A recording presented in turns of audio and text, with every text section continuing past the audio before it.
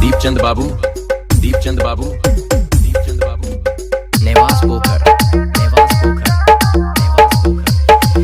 तुम लड़की के दिल से नहीं, सिर्फ उसकी खूबसूरती से प्यार करते हो।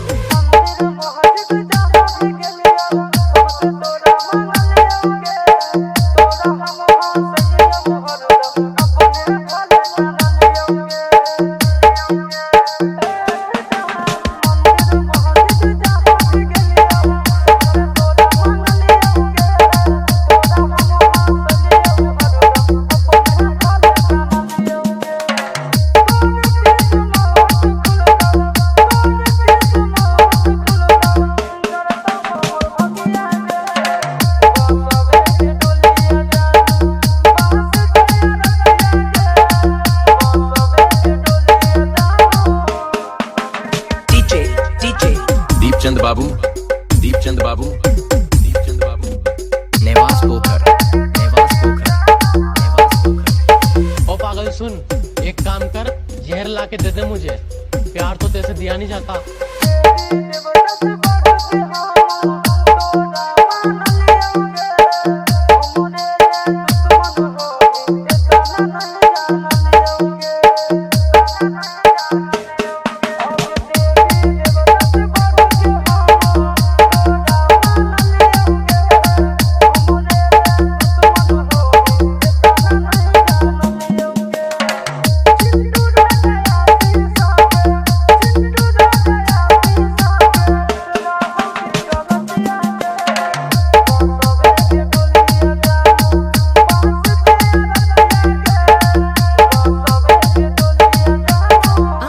इतना ध्यान से सुन रहे हैं वह डीजे दीपचंद राज साउंड पनियरा बाजार का रिमिक्स किया हुआ है।